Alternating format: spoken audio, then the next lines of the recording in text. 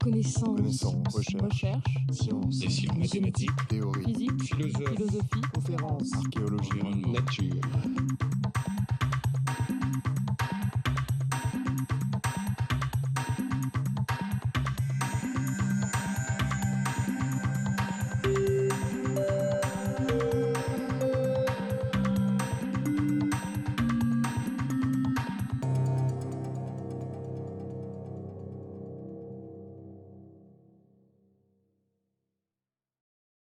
Monsieur l'administrateur, mes chers collègues, mesdames et messieurs, l'évolution constitue un concept central de la biologie qui est fondé à la fois sur l'étude des organismes du passé et sur l'étude de la diversité et des relations de parenté entre les organismes actuels.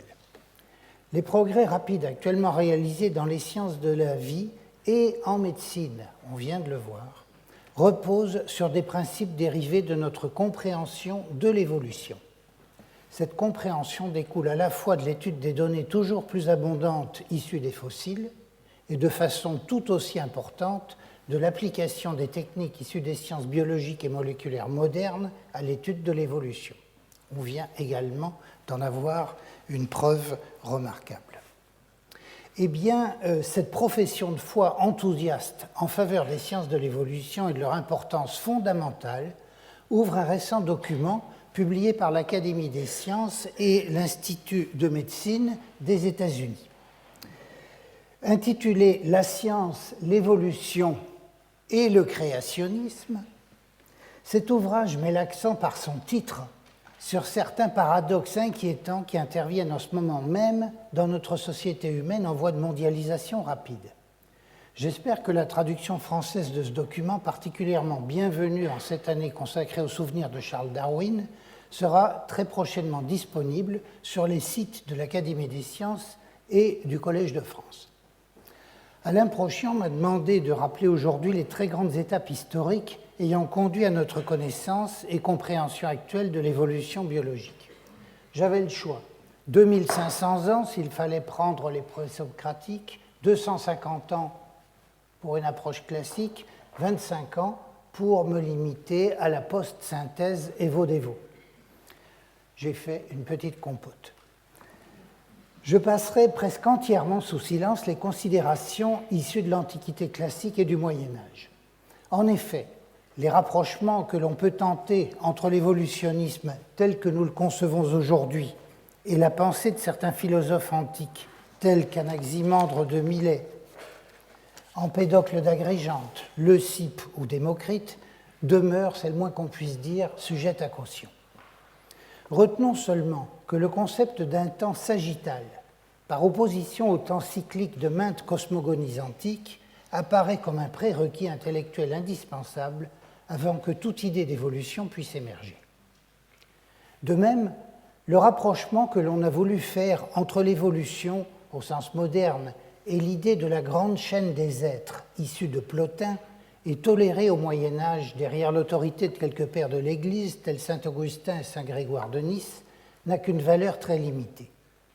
La grande chaîne des êtres correspond sans doute davantage au souci philosophique d'un ordre et d'une complétude statique de la création qu'à une tentative de description naturaliste.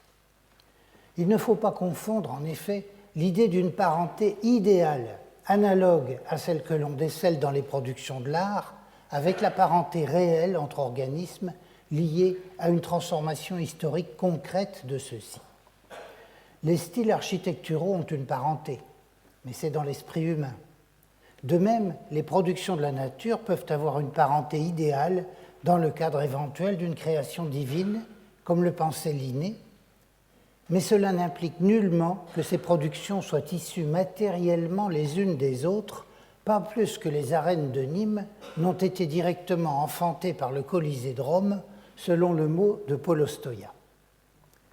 Certes, on pourrait penser que l'idée d'une succession logique des espèces au long de la chaîne des êtres, dans un ordre de complexité et de perfection croissant, si bien exprimé par Leibniz, a pu préparer les esprits à concevoir une filiation réelle une fois les schémas idéalistes dépassés. Mais cette transition a duré des siècles en Occident. Laissons donc passer les siècles. En révérence toutefois à la création de notre Collège de France, je ne voudrais retenir ici de la Renaissance qu'un seul épisode. En 1555, Pierre Belon du Mans osa dresser pour la première fois côte à côte, ça sentait le fagot à l'époque, le squelette d'un homme et celui d'un oiseau, faisant que les lettres d'Icelle se rapporteront à celles-ci pour faire apparaître combien l'affinité est grande des uns aux autres. Il ne s'agit pas encore d'évolution, mais c'est la naissance de l'anatomie comparée et avec elle du concept d'homologie, le mot lui-même ne venant que beaucoup plus tard avec Richard Owen dans les années 30 et 40 du XIXe siècle. Ainsi se trouve instillée dans la pensée occidentale une interrogation qui ne la quittera plus. Quel est le sens, la signification profonde de cette mystérieuse correspondance structurale entre les organismes, quand bien même leurs parties répondent à des fonctions très différentes? Quittons la Renaissance et l'âge classique pour parvenir directement au siècle des Lumières.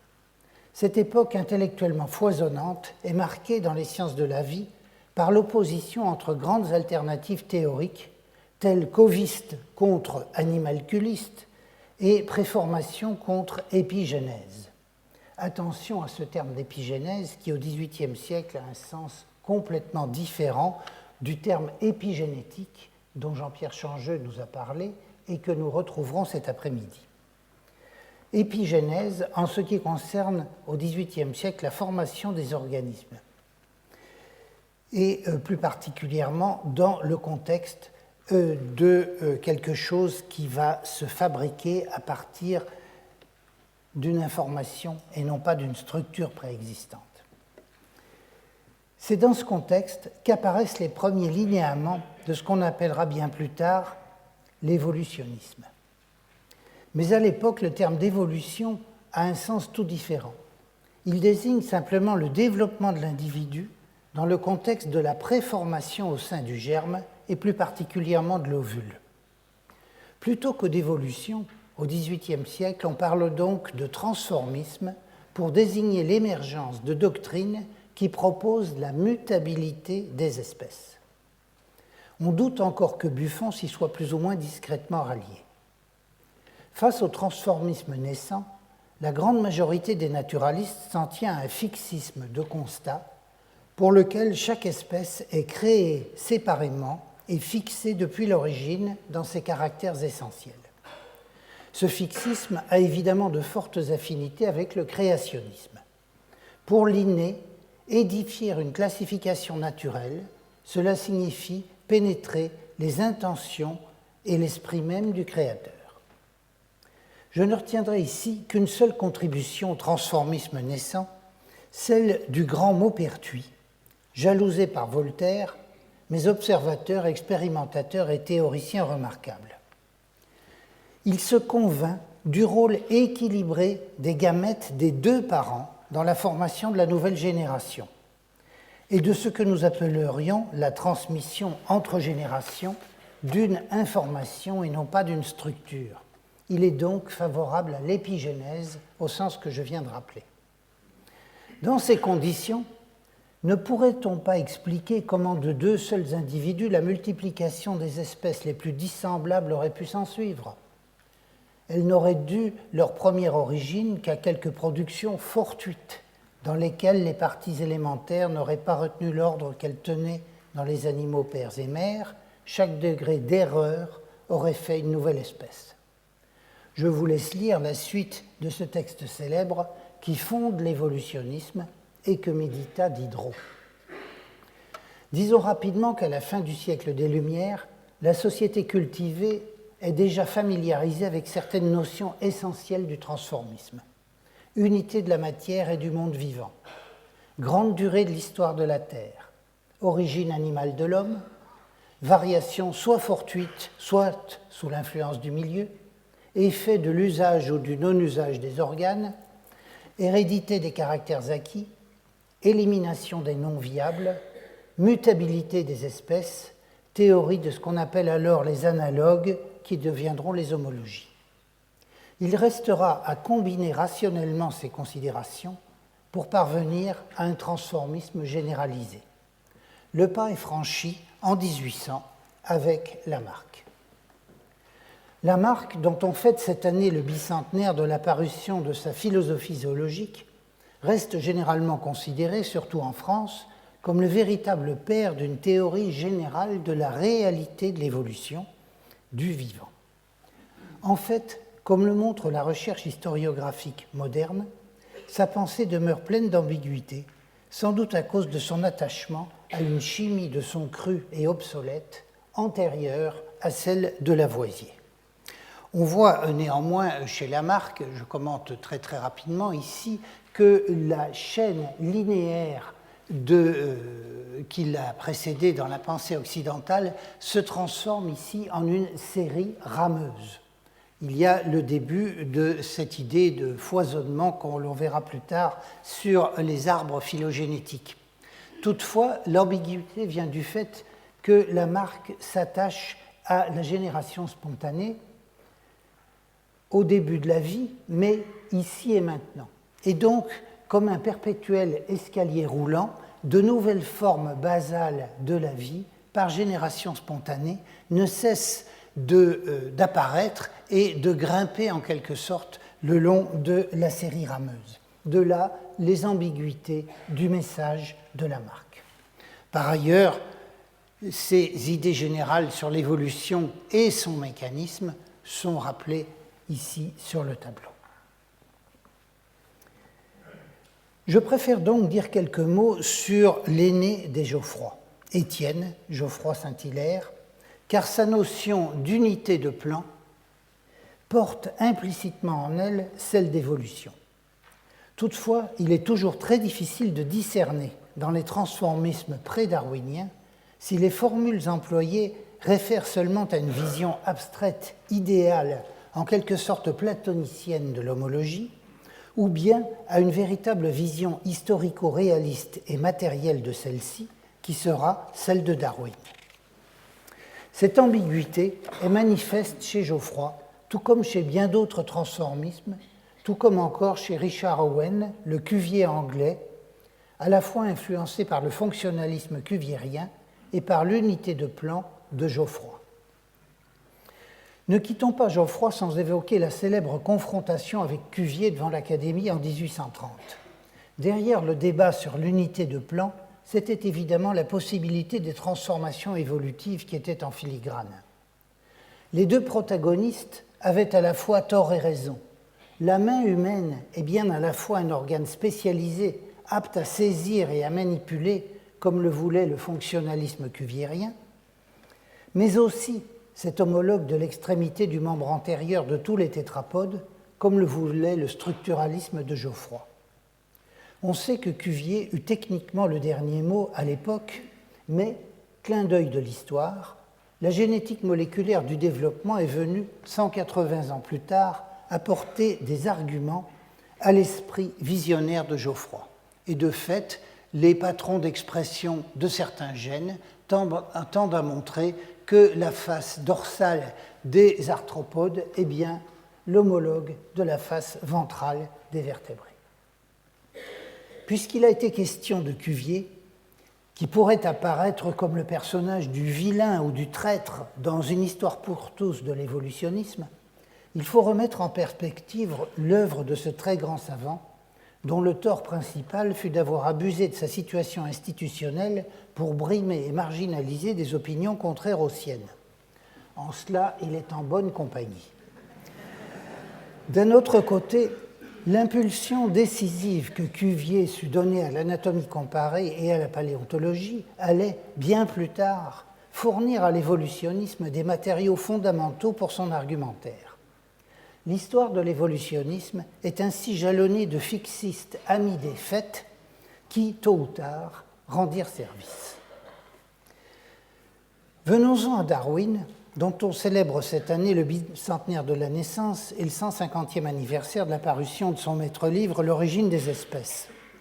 L'immense couverture médiatique réalisée cette année à son propos semblerait rendre un petit peu inutile d'insister encore sur son apport décisif à l'évolutionnisme.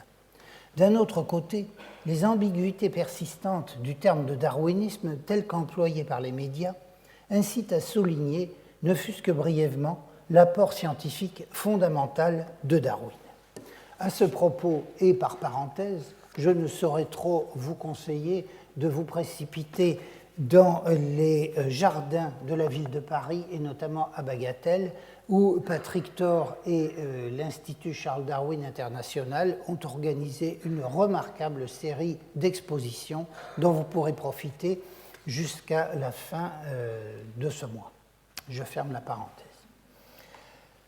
Avec l'origine des espèces, précédée en 1858 d'un court essai publié en même temps que le mémoire d'Alfred Russel Wallace, cela pour ne pas perdre le bénéfice de sa priorité intellectuelle, Darwin introduit en 1859 l'évolutionnisme moderne par une série d'innovations intellectuelles portant aussi bien sur la réalité matérielle et non pas idéale de l'évolution que sur son mécanisme concret. Respectant un strict matérialisme méthodologique, il place de ce fait l'étude de l'évolution dans un cadre rigoureusement scientifique. On peut distinguer deux idées forces dans la pensée darwinienne.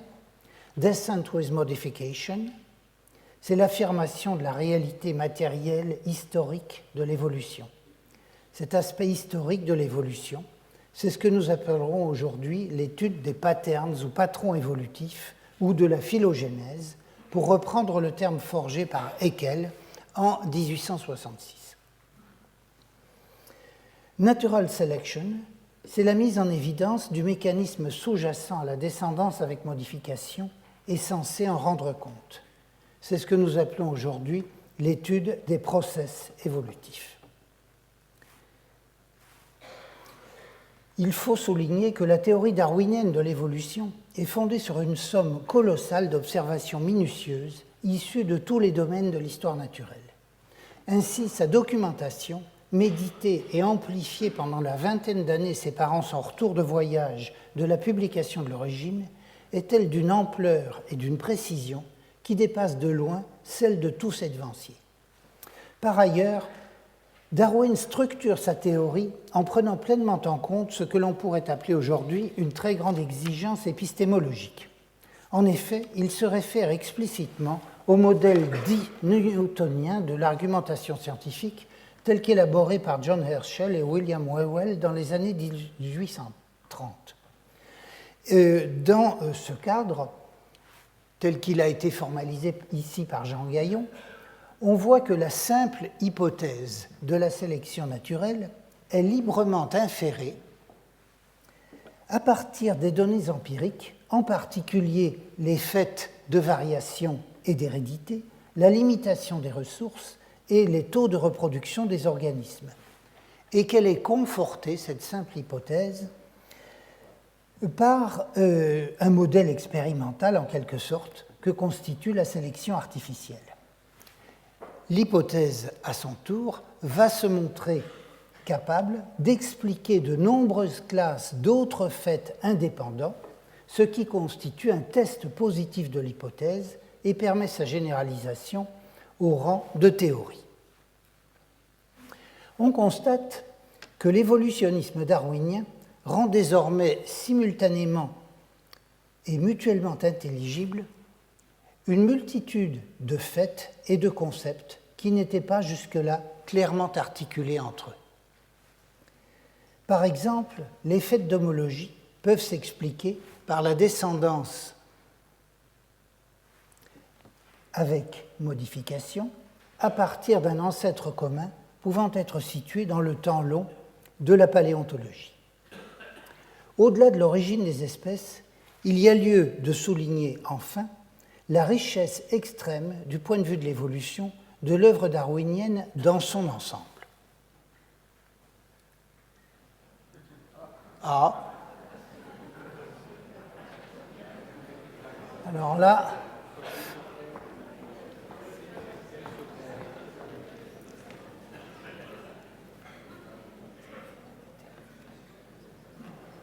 il faut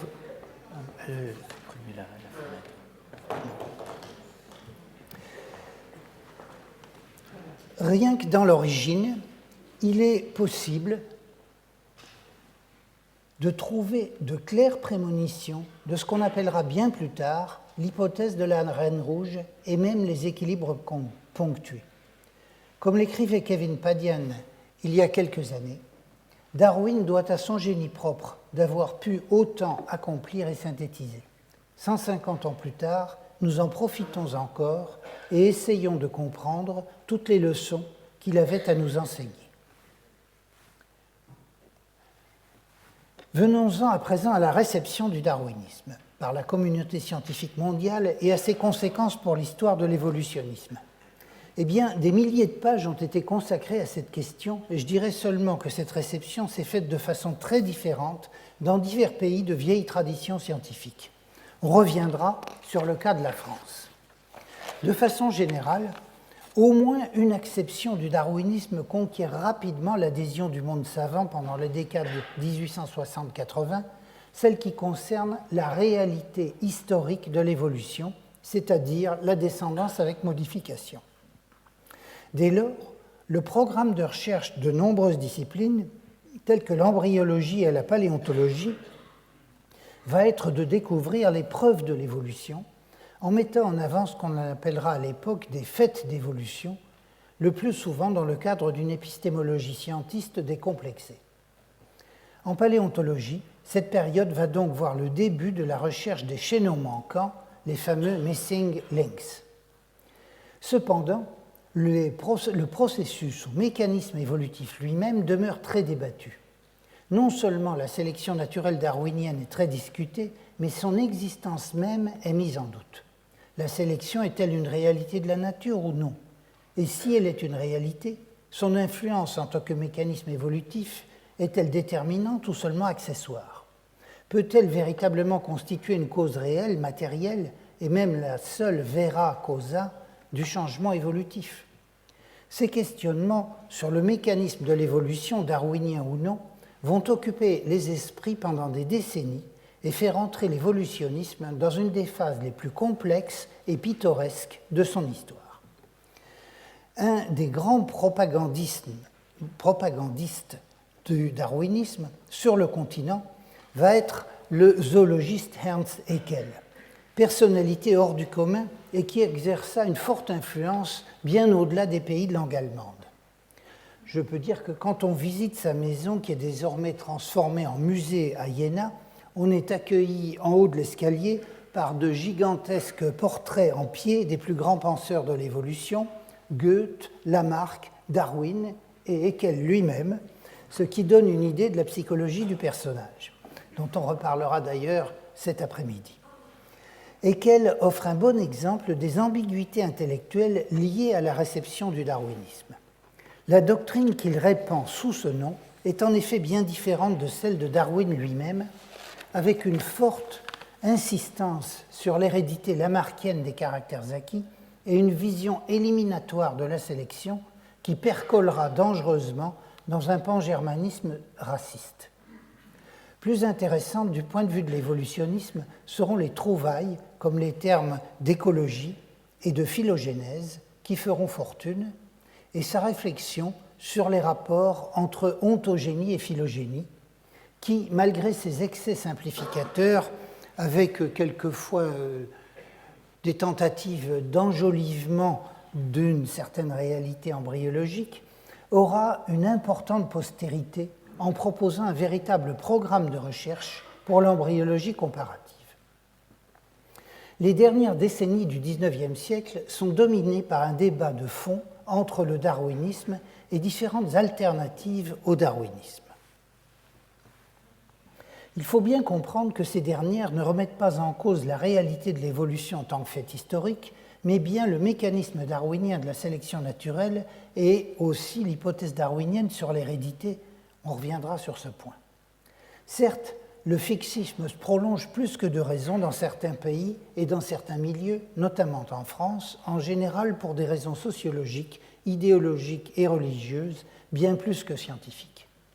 Au sein de la science elle-même, le débat porte donc pour l'essentiel sur les mécanismes de l'évolution.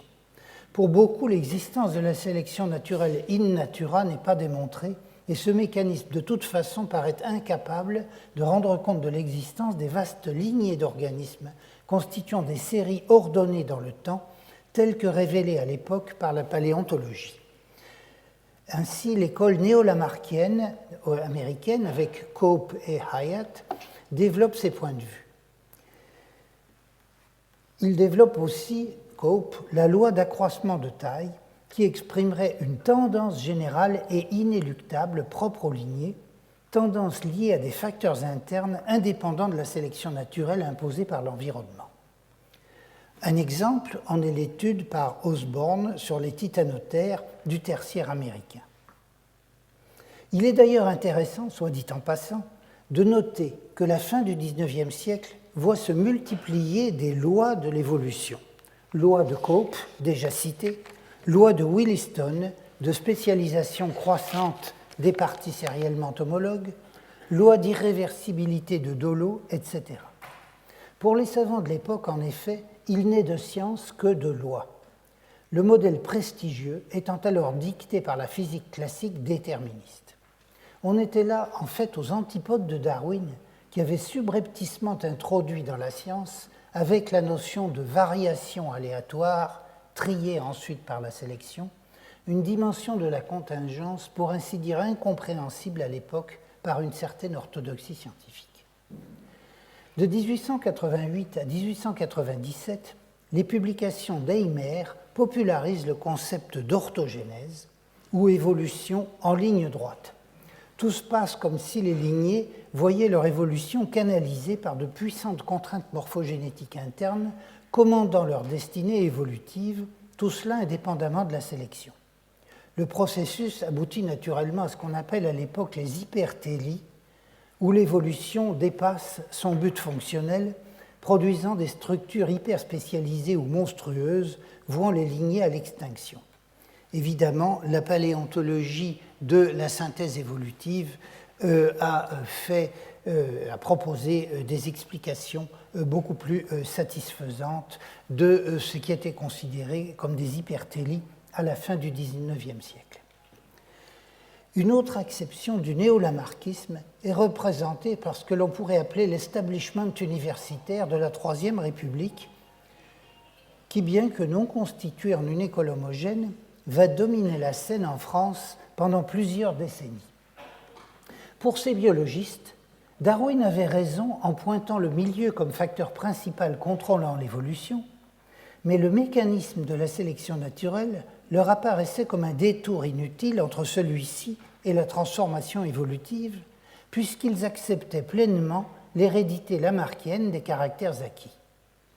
Ils comprenaient donc les milieux comme un ensemble de facteurs et de forces matérielles agissant directement sur le vivant, et l'évolution s'exerçait donc directement au niveau des organismes individuels et non pas des populations. Ces chercheurs, dont les plus célèbres sont Alfred Giard, premier titulaire de la chaire d'évolution des êtres organisés fondée par la ville de Paris, Yves Delage, Edmond Perrier et Gaston Bonnier, ont initié des programmes de transformisme expérimental où ils tentaient de mettre en évidence l'influence modificatrice directe du milieu sur les organismes. Il y a un problème là, voilà.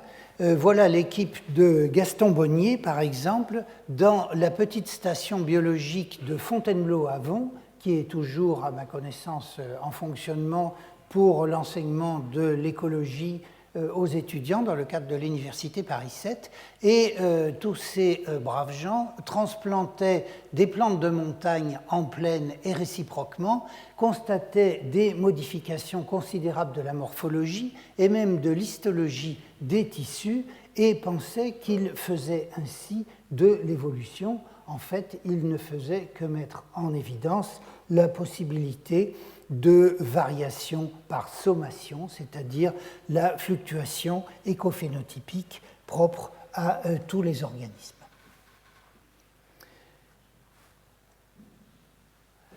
À ce stade de notre histoire, il faut faire intervenir dans le débat un autre courant de pensée, celui qui va se donner pour objet la compréhension de la transmission de l'hérédité.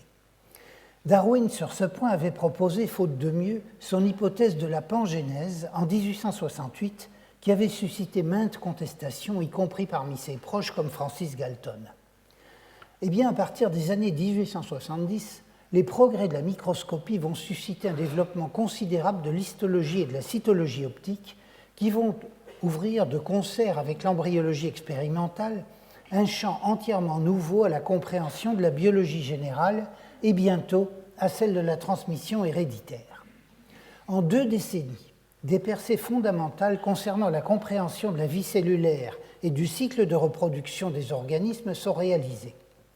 La fécondation, comme fusion de 2 gamètes, est comprise par Oscar Hertwig en 1875. En 1879, Edward Strasburger décrit la division cellulaire normale, la mitose. La formation des gamètes par méiose, soit 2 divisions successives dont une réductionnelle, est décryptée par Van Beneden en 1883 et précisée par Boveri en 1886-87. Enfin, Wilhelm Waldeyer donne en 1888 le nom de chromosome aux structures nucléaires figurées dont on suit désormais le cycle complet au fil de l'alternance des générations gamétiques et somatiques.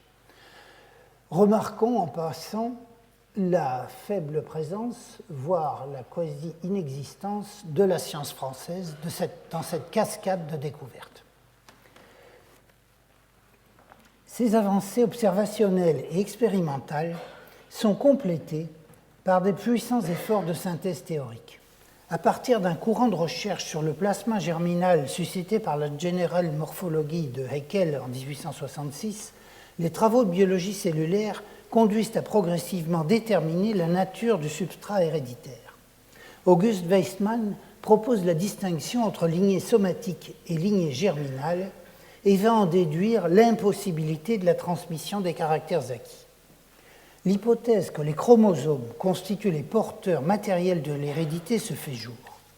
Weismann, de 1883 à 1892, puis un peu plus tard Hugo de Vries, propose des théories de l'hérédité prenant en compte tous les acquis de la cytologie. Le matériel héréditaire est de nature particulière, de Vries l'appelle des pangènes, portés par les chromosomes et transmis par les gamètes des 2 parents, et il n'y a pas d'hérédité des caractères acquis.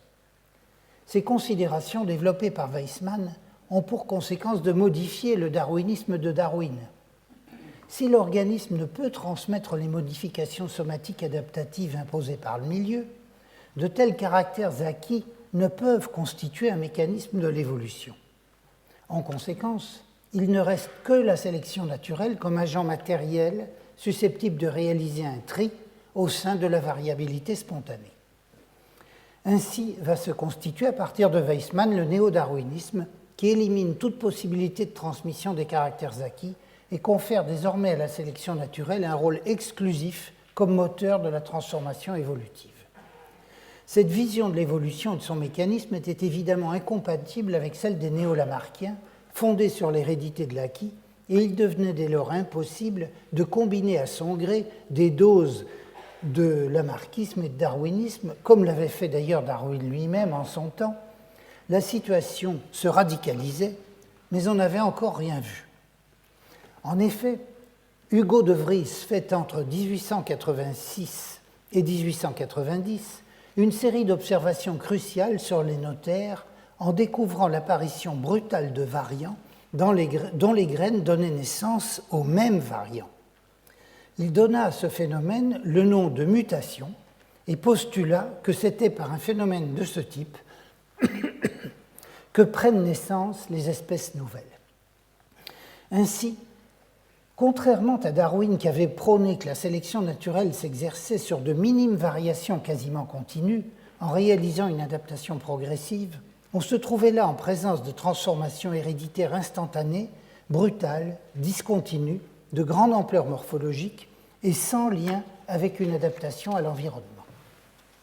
Ainsi, De Vries va développer en 1901 une explication alternative de l'évolution, le mutationnisme, postulant que les nouveautés évolutives surgissent au hasard, sans rapport avec l'adaptation, contrairement au point de vue défendu aussi bien par les néo-lamarckiens que par les néo-darwiniens. C'est dans ce contexte général qu'en 1900, De Vries, Correns et Tschermak redécouvrent simultanément les lois de Mendel que ce dernier avait publiées en 1866. Cela confirme de façon éclatante le caractère particulier de la transmission héréditaire niée par les néo-lamarckiens. En effet, les facteurs dont Mendel avait prédit l'existence et qu'il avait admis comme des êtres de raison pour expliquer les résultats de ces croisements sont indépendants et ne se mélangent pas. Rappelez-vous les lois de Mendel. L'importance des lois de Mendel pour la compréhension du vivant et de son évolution est clairement perçue par William Bateson dès 1900. William Bateson, un des pères de la génétique, va forger une série de termes importants comme ceux d'allèles, d'homozygotes et d'hétérozygotes. Avec Queneau, en France, il montre que les lois de Mendel s'appliquent aux animaux. Dès 1894, il découvre et définit l'homéose. Voilà ce qu'écrit Bateson à propos de l'importance de la redécouverte des lois de Mendel. Et donc, ce savant découvre et décrit l'homéose, qui est un phénomène extrêmement curieux et intéressant, qui va être mis en évidence chez un grand nombre d'insectes, et où un organe, ici une patte, bien reconnaissable en tant que telle, va néanmoins en venir à être adressée à une partie du corps où normalement elle ne se développe pas, ici à la partie du corps qui normalement porte une antenne. Eh bien, tout cela aura un retentissement fondamental dans le développement de l'évo-dévo moderne bien plus tard. Eh bien, dès les années 1900, Bateson place l'homéose en contexte évolutionniste en réfutant, comme De Vries, le gradualisme de Darwin en faveur de processus discontinus dans l'origine des espèces. Et dès 1902, il démontre que la théorie darwinienne pouvait fort bien s'accorder avec des mini-variations discontinues produites par des mutations. On voit dès lors que la génétique mendélienne naissante va pouvoir s'accorder avec le néo-darwinisme. La théorie chromosomique de l'hérédité va découler. La théorie chromosomique de l'hérédité va découler en quelques années de la redécouverte des lois de Mendel, confrontée aux travaux cytologiques de Boveri sur l'ascaris et l'oursin, de Sutton en 1903 sur la sauterelle et de Nettie Stevens en 1904-1905, qui découvrent les chromosomes sexuels chez le ver de farine. Elle sera étendue et précisée par l'école de Morgan sur la drosophile. En attendant, la théorie de l'évolution reste écartelée entre des visions opposées des mécanismes possibles. Comment se sortir de ces contradictions ?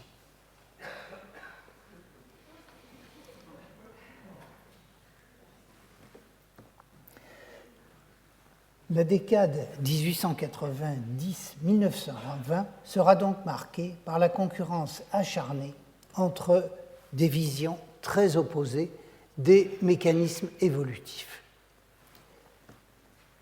Pourtant, à partir de 1900, la conceptualisation progressive de l'hérédité particulière, l'inexistence de l'hérédité de l'acquis, la redécouverte des lois de Mendel et l'avènement de la théorie chromosomique de l'hérédité jalonnent la montée en puissance du néo-darwinisme.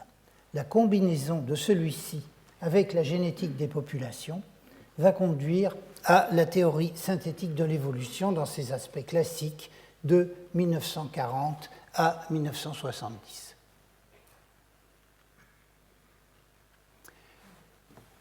Ici s'achève mon exposé puisque j'ai consommé mon temps. Je n'ai pas parcouru ni les 2500 ans, ni les années plus récentes, et il me resterait encore 1h30 d'exposé pour arriver aux alentours de 2009, donc je m'arrête là.